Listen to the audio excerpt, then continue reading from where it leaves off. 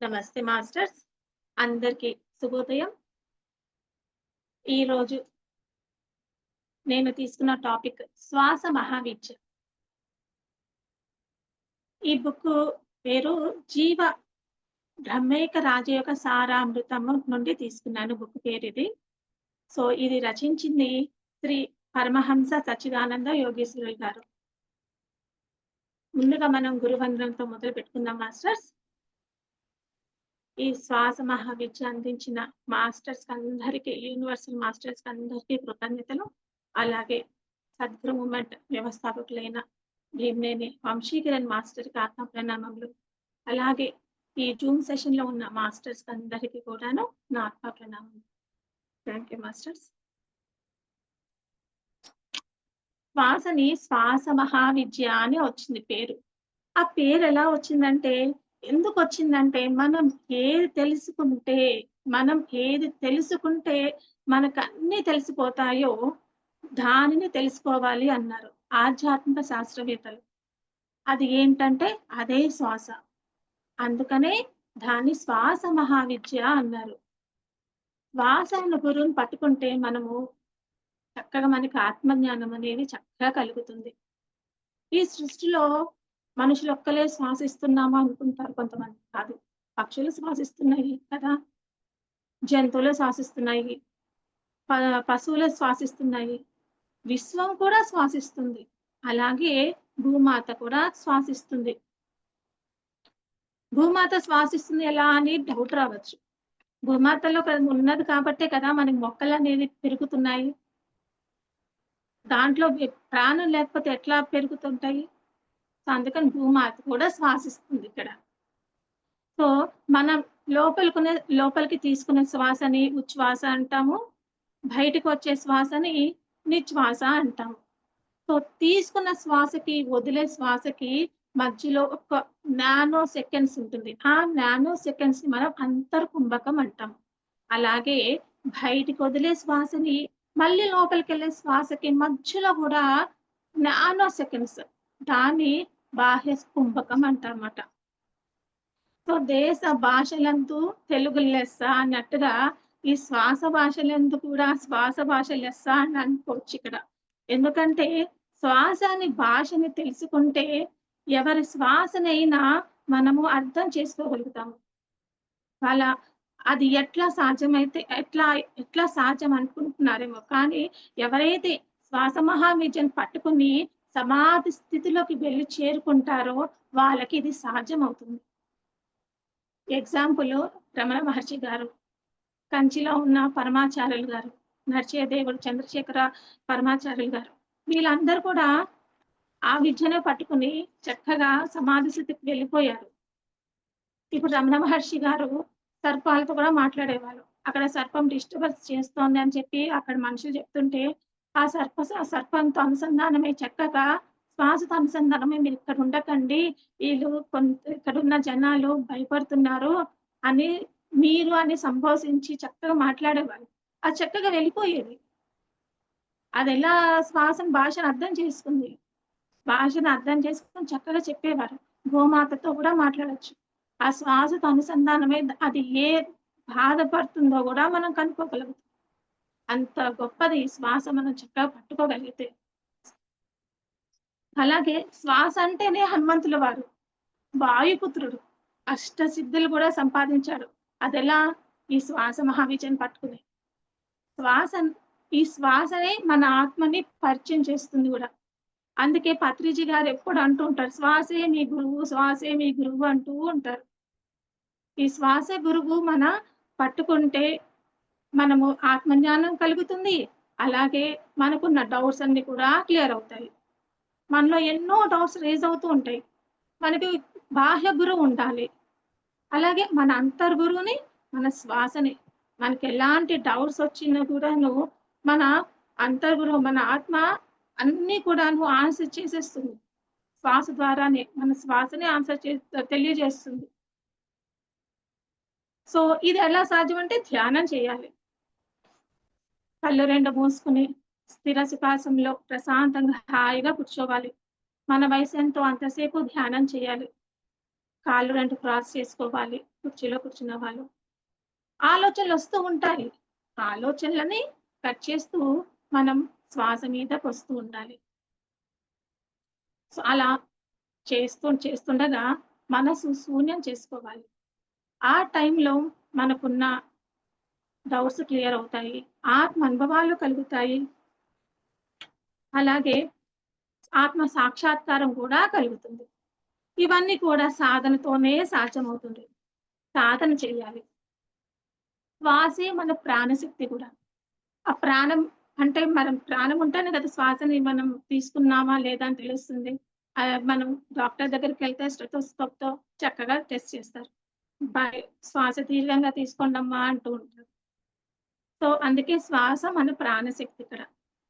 మన నాస్ట్రిల్స్‌లో లెఫ్ట్ సైడ్‌ది హ్మ్. లెఫ్ట్ సైడ్‌లో చంద్రనాడి అని, రైట్ సైడ్‌ని సూర్యనాడి అంటుంటాం. కానీ మనం గమనిస్తే మనం శ్వాసిస్తున్నప్పుడు 2 వైపుల నుంచి కూడా శ్వాస అనేది ఈక్వల్‌గా జరగదు. ఒక్కవైపే చక్కగా ఎక్కువగా జరుగుతుంది. ఐదర్ ఈ చంద్రనాడి అయినా గాని, సూర్యనాడి అయినా గాని. ఒక్క నాడి నుంచి శ్వాస ఎక్కువగా నడుస్తది. ఇంకో నాస్ట్రిల్ నుంచి తక్కువ నడుస్తుంది. ఎప్పుడైతే యోగ సాధన చేస్తామో, అప్పుడు మాత్రం శ్వాస అనేది 2 వైపుల నుంచి మళ్ళీ ఈక్వల్‌గా నడుస్తుంది. మనం గమనించగలిగితే అది తెలుస్తుంది. మనం రోజుకి ఎన్ని శ్వాసలు తీసుకుంటున్నామంటే 21,600 శ్వాసలు తీసుకుంటున్నాం. 4 సెకండ్స్‌కి ఒక్క బ్రీత్. అంటే 1 మినిట్‌కి నియర్లీ 15 ఆర్ 16 శ్వాసలు తీసుకుంటూ ఉంటాము. నార్మల్‌గా మనం టెస్ట్ చేసుకుంటే. మన శ్వాస యొక్క లెంత్ 12-16 అంగుళాలు ఉంటుంది. అంటే ఎట్లా గమనించొచ్చు అనంటే ఇట్లా ఇక్కడి నుంచి కదా మన శ్వాస 1 ఇది 1 అంగుళం అయితే 2, 3, 4 ఇట్లా. మన బొడ్డు దగ్గరకొచ్చేసరికి అది 12 అంగుళాలు అవుతుంది. ధ్యానంలో మనకి తీసుకున్న శ్వాస నెమ్మదిగా తగ్గిపోతూ సూక్ష్మమైపోతుంది. దాన్నే సూక్ష్మకరణం అంటాం.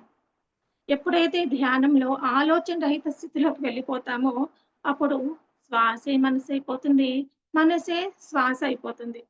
శూన్యంలోకి వెళ్ళిపోతాము. మనం ఇప్పుడు చెప్పుకున్నాం గదా! రోజుకి 21,000 ఆర్ 21,600 శ్వాసలు తీసుకుంటున్నామని. సో, దాని టైమింగ్స్ కూడా ఉన్నాయి మాస్టర్స్. అది ఎలా అంటే నార్మల్‌గా ఒక ఆరోగ్యకరమైన వ్యక్తి ఉదయం 6-6:40 మూలాధారంలో 600 శ్వాసలు తీసుకుంటారు. అది వృద్ధితత్వంలో. 6:40 AM నుంచి 1:20 PMకి మణిపూరక అగ్ని తత్వంలో ఆకలి వేస్తుంది గదా! సో, మధ్యాహ్నంకి. సో, ఆ టైంలో ఇంకెక్కువ అవుతూ 6,000 శ్వాసలు తీసుకుంటాం. మళ్ళీ 7:20 PM టు 2:40 PM మళ్ళీ అర్ధరాత్రి 2:40 AM వరకు అనాహత చక్రంలో వాయుతత్వంలో ఉంటూ 6,000 శ్వాసలు తీసుకుంటాం. తర్వాత 2:40 నుంచి 3:47 దాకా విశుద్ధిలో అంటే ఇక్కడ విశుద్ధిలో 1000 శ్వాసలు ఆకాశతత్వంలో తీసుకుంటాం. మళ్ళీ 3:47-54:54 ఆజ్ఞా చక్రంలో 1000 శ్వాసలు తీసుకుంటాం. ఆల్‌మోస్ట్ ఇంకా 4:54-6 దాకా సహస్రాల్లో కూడా మనం 1000 శ్వాసలు తీసుకుంటాం.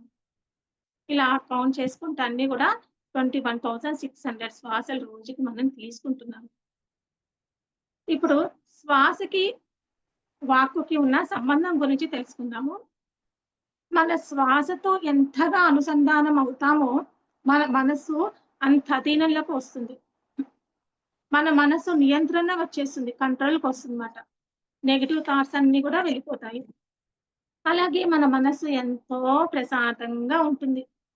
మన శ్వాస గూడా ప్రశాంతంగా నడుస్తుంది. మన మనసు ఖాళీ అవుతుంది. మన శ్వాస అంతా సూక్ష్మం అవుతుంది. మనసుకి, శ్వాసకి అంత లింక్ ఉంది ఇక్కడ.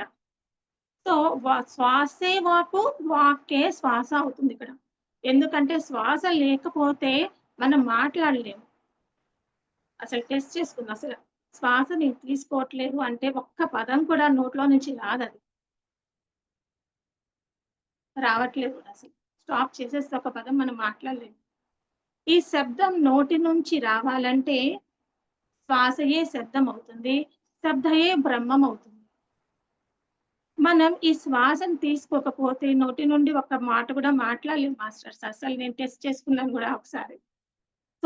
మీరు గూడా టెస్ట్ చేస్తే మీకు అర్థమైపోతుంది. 1 సెకండ్ శ్వాస ఆపేస్తే ఒక్క వర్డ్ గూడా మాట్లాడలేము. మనం మాట్లాడే ప్రతి మాట గొప్ప శక్తి కలిగి ఉంటుందన్నమాట. ఎవరైతే ఈ శ్వాసని గమనించటం నేర్చుకుంటారో వారికి వాక్ సిద్ధి లభిస్తుంది. వాక్ శుద్ధి ఉంటుంది. వాక్‌కి శుద్ధి లేకపోతే ఏదేదో మాట్లాడేస్తాం. ఏది మాట్లాడాలనుకున్నామో అది మాట్లాడలేం మనం. చెప్పాలనుకుంటాం. కానీ అది మనం చెప్పలేము. వాక్ శక్తి ఉండదు. సో, కొంతమంది చెప్పాలనుకుంటుకునేది గూడా చెప్పలేకపోతూ ఉంటారు. ఎందుకు అంటే వాక్ శక్తి లేకపోవడమే. మాట్లాడేటప్పుడు పూర్తిగా వాక్ మీద శ్రద్ధ ఉండాలి. ఎరుకతో మాట్లాడాలి కాన్షియస్‌గా. సో, మన మాటలో ఇతరులకి ఎప్పుడు గూడా ఇన్‌స్పిరేషన్ ఉండాలి తప్ప, ఒకళ్ళకి దుఃఖం కలిగించకూడదు. ఒకళ్ళకి బాధ అనేది కలిగించకూడదు. చాలా మంది ఈ వాక్కుని దుర్వినియోగం చేస్తూ ఉంటారు. నెగెటివ్‌గా మాట్లాడతారు. ఇద్దరు వ్యక్తుల మధ్యల గొడవలు పెడుతూ ఉంటారు. అట్లా ఎప్పుడు కూడా చేయకూడదు మాస్టర్స్. ఎవరైతే శ్వాస అని మహావిద్యను నేర్చుకుంటారో వారికి వాక్‌సిద్ధి లభిస్తుంది. వాక్ శక్తి వస్తుంది. బాగా మాట్లాడగలుగుతారు. ఏది మాట్లాడాలో, ఎంత మాట్లాడాలో, ఏ జ్ఞానం అనేది అందించాలో ఆ జ్ఞానాన్ని మనకి అందిస్తారు. మౌనంలో కూడా అర్థమయ్యేలా మాట్లాడగలుగుతారు. సో, మౌనంలో ఒక్క ముక్కతో అర్థమయ్యేలా ఎక్స్‌ప్రెస్ చేయగలుగుతారు. ఎగ్జాంపుల్ మనకి రమణ మహర్షి ఉన్నారు. ఆయన హావాభావాలతో చక్కగా చెప్పగలుగుతారు. ఆయన ఒక్కటే ఒక మాట అంటారు. "నీవెవరివో తెలుసుకో" అని. నేను ఎవరు అనే మాట నాకు హావాభావాలతో అన్న వాళ్ళకందరికీ అర్థమైపోతుంది. నీవెవరివో తెలుసుకో అన్నప్పుడు అంటే ఏంటి హావాభావాలతో ఎక్స్‌ప్రెస్ చేసినప్పుడు నేనెవరో తెలుసుకోవాలి అని చెప్పి అర్థమైపోతుంది. వాక్ శక్తి, వాక్ శుద్ధి, వాక్ సిద్ధి ఉన్న వాళ్ళకి ఏ పదాలు పెదాల నుంచి వస్తాయో అవి జరుగుతాయి. సిద్ధిస్తాయన్నమాట. వాళ్ళేమనుకున్నారో అవి సిద్ధి జరుగుతాయన్నమాట. మనం సృష్టి చేయాలంటే వాక్ కావాల్సిందే. Word creates world. సరే అంటే మన వాక్ వర్డ్‌ని క్రియేట్ చేస్తుంది. ఒక వర్డ్‌ని క్రియేట్ చేస్తుంది సృష్టిని. సో, ఇప్పుడు ఈ శబ్దం అనేది ఎక్కడి నుండి వస్తుందో తెలుసుకుందాము. వాకు యొక్క ప్రతి శబ్దము యొక్క మూలం అంతటా వ్యాపించి ఉన్న ఆ చైతన్యం, ఆ శక్తి నుండి వస్తుంది. వాకుకి 4 స్టేజెస్ ఉన్నాయి. పర, పశ్యంతి, మధ్యమ, వైఖరి.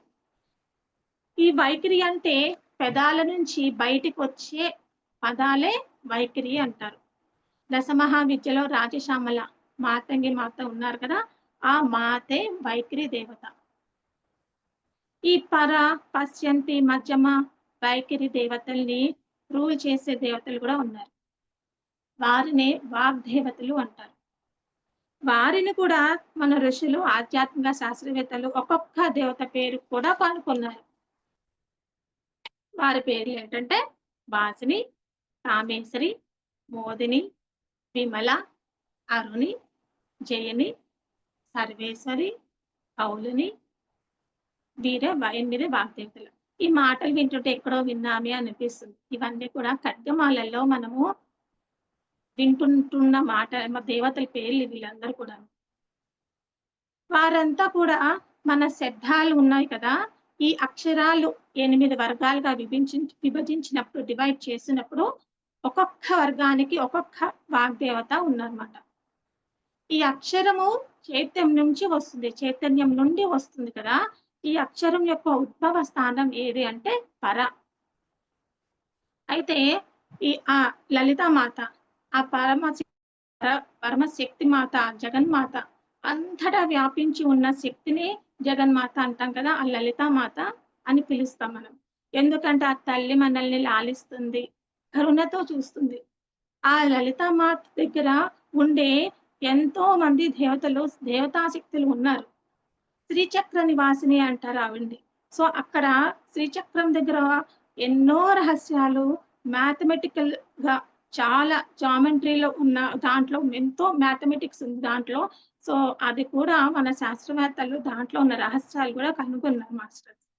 మన ఆధ్యాత్మిక శాస్త్రవేత్తలు, ఋషులు సాధన చేసి ఎన్నో రహస్యాలు కనుక్కున్నారిక్కడ. ఈ శ్రీ చక్రంలో ఉన్నవి కొన్ని. అయితే శ్రీమాత, శ్రీ మహారాజ్ఞి, శ్రీమ సింహాసనేశ్వరి, చిదికినికుండ సంభూత దేవకార సముజ్జత అంటారు మా మాతని. ఆ లలితామాత ఆసీనురాలై అక్కడి నుండి వాగ్దేవతల ద్వారా ఈ వాగ్దేవతల ద్వారా ఈ వాక్కుల్ని, ఈ శబ్ద బ్రహ్మల్ని ఈ వాక్ ద్వారా బయటికొచ్చేటట్టు చేస్తుంది. లేకపోతే ఈ నోట్లో నుంచి ఒక్క వాక్ కూడా రాదు. పలకలేం గూడా. ఈ నోరుకి మాట్లాడే శక్తి ఎవరిస్తున్నారనేది మనం తెలుసుకోవాలి. ఎక్కడి నుంచి వస్తుందని తెలుసుకోవాలి. పర, పశ్యంతి, మధ్యమ, వైఖరి వాళ్ళు రూల్ చేసేది 4 వాగ్దేవతలు. ఈ 8 దేవతలు ఎక్కడున్నారంటే ఆ లలితామాత ఆసీనురాలై ఉన్న చుట్టూ ఉన్న వాగ్దేవతలు. ఈ శ్వాసకి, వాకుకి ఉన్న సంబంధం గురించి తెలుసుకోవాలి. ఎవరైతే శ్వాసను గమనించడం తెలుసుకుంటారో వారికి వాక్శుద్ధి, వాక్సిద్ధి లభిస్తుంది అనుకున్నాం కదా! అలాగే వారు ఈ భూమండలంలో ఏం కావాలనుకుంటున్నారో అది సాధించగలుగుతారు. మన భారతదేశంలో గురువు పాదాలు పట్టుకోవాలి అంటారు. గురు పాదాల కన్నా గురు పదాలు పట్టుకోవాలి. గురువు ఏం మాట్లాడుతున్నారో, ఏ జ్ఞానాన్ని అందిస్తున్నారో దాన్ని పట్టుకోవాలి. దాన్ని మనం సాధన చేయగలగాలి. భక్తులుగా కన్నా శిష్యులుగా కావాలి మనం గురువులకి. మన మాటే మంత్రం కావాలి. అంటే శ్వాస మీద ధ్యాస ప్రాక్టీస్ చేయాలి. మనం మాట్లాడే మాటలన్నీ వైఖరినే. వైఖరి అంటే పెదాలు దాటి వచ్చే వర్డ్స్. అన్ని వైఖరినే అని అన్ని వర్డ్స్ కూడా వైఖరినే. దాని వెనకాల ఉన్నది మధ్యమ, దాని వెనకాల ఉన్నది పశ్యంతి, దాని వెనకాల ఉన్నది పర. సో 4 లెవెల్స్ పర, పశ్యంతి, మధ్యమ, వైఖరి. ఒక్క వర్డ్ పెదాలకు బయటికి రాకముందు బ్యాక్‌గ్రౌండ్‌లో ఏం నడుస్తుందో కూడా తెలుసుకుందాం. సో ఆ బ్యాక్‌గ్రౌండ్‌లో పర నుంచి ఇంపల్స్ అంటే స్టార్ట్ అవుతుంది. అదే అంటే చైతన్యం నుంచి మన ఆత్మ నుంచి అక్కడ ఒక ప్రేరణ అనేది కలుగుతుంది. ఒక ఉద్దేశం ఒక ఉద్దేశము, ఒక లక్ష్యము, ఒక ధ్యేయం అనేది ఉంటుంది. నేనిది చెప్పాలి అనే భావన అనేది ఉంటుంది. ఆ పరాలో ఒక ఎనర్జీ ఫార్మే ఉంటుంది. దాని తర్వాత పశ్యంతి. పశ్యంతి అంటే చూడటం. అది ఏదైతే మనం అనుకుంటున్నామో అది ఒక రూపాన్ని ధరిస్తుంది. ఒక థాట్ లెవెల్ నుండి ఒక రూపాన్ని ధరిస్తుంది. ఆ ఒక్క విజువల్ వస్తుందన్నమాట. మనం లోపల చూడగలుగుతాం దాన్ని. విజువలైజేషన్ చేయగలుగుతాము. దాని తర్వాత నెక్స్ట్ లెవెల్ మైండ్‌తో కంప్లీట్‌గా ఒక క్లారిటీ వస్తుంది. అది మధ్యమ. తర్వాత వైఖరి. ఈ అక్షరాల సముదాయం ఏదైతే ఉందో ఈ అక్షరాలు ఇవన్నీ కూడా మన వాక్యాలుగా, పదాలుగా బయటికి వస్తాయన్నమాట. మనం ఏమి చెప్పదలుచుకున్నామో, ఏ జ్ఞానాన్ని మనం ఇతరులకు అందించగలుగుతామో ఇది వైఖరి ద్వారా బయటికి వస్తుంది. సో ఆ లలితామాత మన వాక్కు వెనక ఇంతమంది దేవతల్ని ఉంచినప్పుడు మన వాక్కు ఎట్లా ఉంచుకోవాలి మాస్టర్స్? ఎలా మాట్లాడాలి? ఎంత చక్కగా మాట్లాడాలి? ఎంత ఎరుకతో మాట్లాడాలి? వాక్ స్వాతంత్ర్యం ఉందని చాలా మంది తన మాటల్ని దుర్వినియోగం చేస్తూ ఉంటారు. సో అలా చేయకూడదు. ఈ వాక్ అనేది గొప్ప జ్ఞాన రూపం. నేను చెప్పే ఈ వాక్యాలు జ్ఞానపూరితంగా ఉన్నాయా లేదా? లేక ఎదుట వారిని బాధ పెడుతున్నాయా అని ఎరుకతో మనం ఉండగలగాలి. ఎదుటి వాళ్ళని హర్ట్ చేయకుండా మాట్లాడగలగాలి. కొంతమంది బుక్స్ కూడా రాస్తూ ఉంటారు. ఆ బుక్స్‌లో కొన్ని పొరపాట్లు దొర్లుతూ ఉంటాయి. అది ఎంతో మంది చదువుతూ ఉంటారు. ఆ పొరపాట్లే వాళ్ళు అది కరెక్ట్ అని అనుకుంటారు. సో అట్లాంటి పొరపాట్లు కూడా మనము అసలు చేయకూడదు. వాక్ శుద్ధి ఉన్నప్పుడు ఇలాంటి పొరపాట్లు ఏమీ జరగవు. ప్రతి వాక్ పట్ల, ప్రతి పట్ల శ్రద్ధ వహించాలి. ఆచితూచి మాట్లాడాలి. మౌనం నుంచి మాట్లాడాలి. మౌనం ప్రాక్టీస్ చేయగా మనకి వాక్ శక్తి కూడా వస్తుంది. ఎంతో ఎరుకతో ఉంటేనే అలా మాట్లాడగలుగుతాం మనం. ఎరుకని సంపాదించాలి. శ్వాసే వాకు, వాకే శ్వాస అవుతుందప్పుడు. వాడి మీద ఎవరైతే మాస్టరీ సాధిస్తారో వాళ్ళన్నిటి మీద మాస్టరీ సాధించినట్లే. వాళ్ళు ఏదైతే మ్యాథమెటిక్స్‌లో ఇంత గొప్ప స్థాయి కావాలి అని అనుకున్నారనుకో వాళ్ళయిపోతారు. సైంటిస్ట్ కావాలి అని అనుకున్నప్పుడు వాళ్ళయిపోతారట్లా. గొప్ప మ్యూజిషియన్ కావాలి అంటే వాళ్ళయిపోతారు. వాళ్ళన్నిటి పట్ల మాస్టరీ సంపాదించినట్లే. ఎందుకంటే ఒక వాడు వెనక ఉండేది మనసు, దాని వెనక ఉండేది ఆత్మ చైతన్యం. ఇదంతా కూడా కనెక్టివిటీతో ఉంటుంది. అందుకే మన భారతదేశంలో పూర్వం పెద్దలు అంటూ ఉంటారు. తదాసు దేవతలుంటారు. తదాసు తదాస్తు అంటారు. జాగ్రత్తగా మాట్లాడాలి అని. సాధన చేయాలి. మనకి స్టార్టింగ్‌లో మనకి అవేర్‌నెస్ ఉండదు. ఇవన్నీ తెలుసుకున్నాక మనం సాధన చేయాలి. సాధన అంటే కేవలం శ్వాస మీద ధ్యాస పెట్టినప్పుడు ధ్యానంలోనే చేయాలి అని కాదు.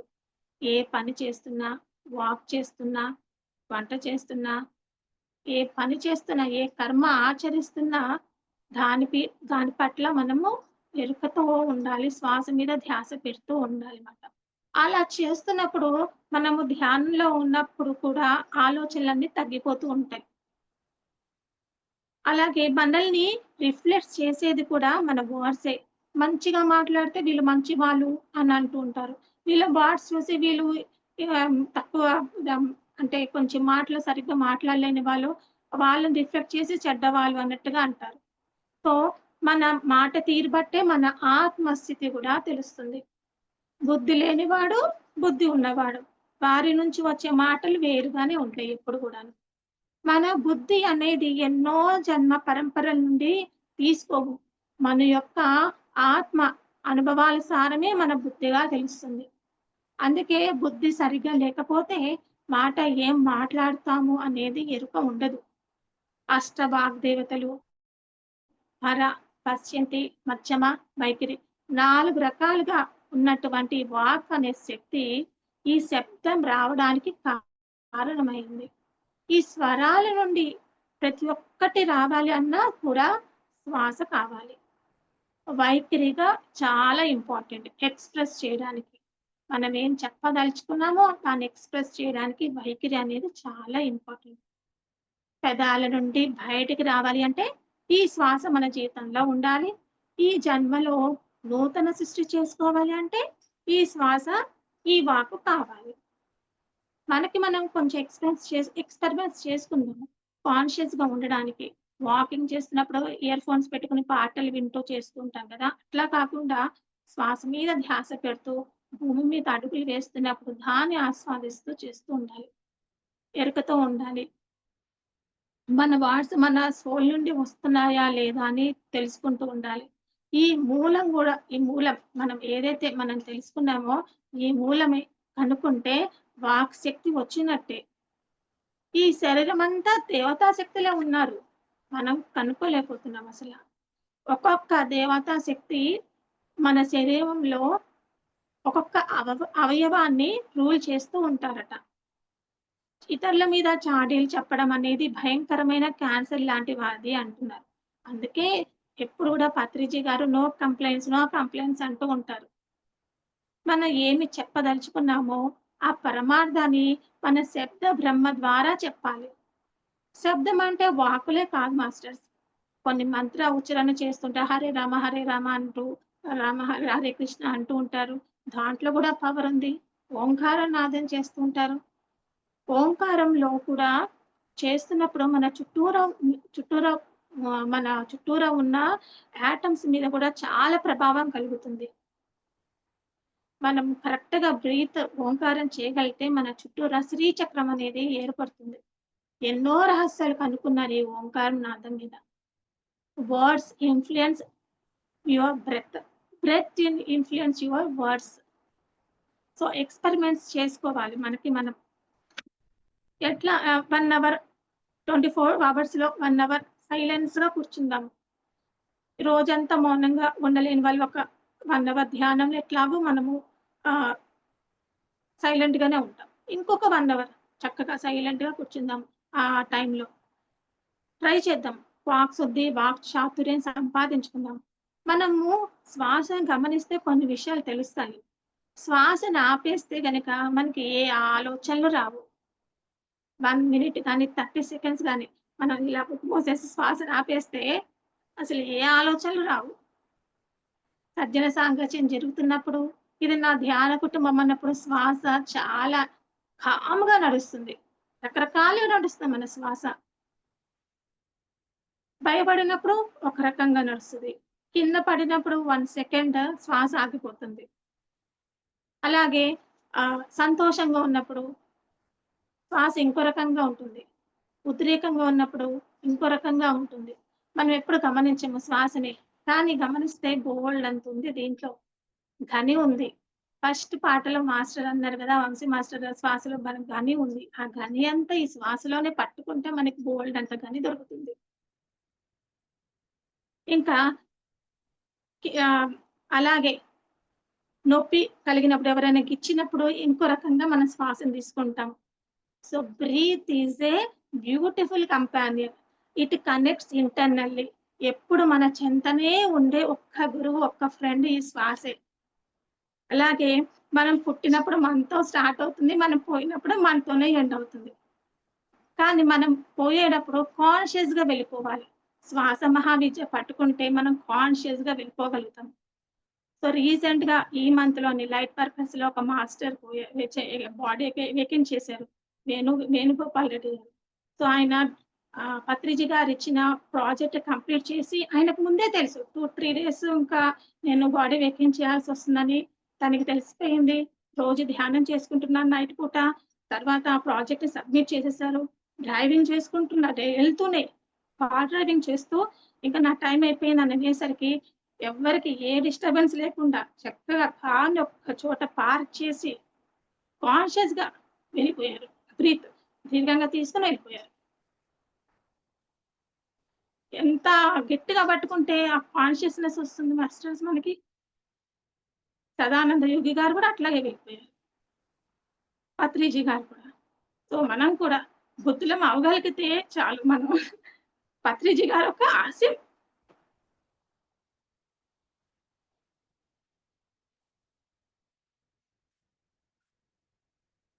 Thank you masters. ఈ చక్కటి అవకాశం ఇచ్చిన మణిమాల మేడంకి అందరికి కూడా థాంక్ యూ.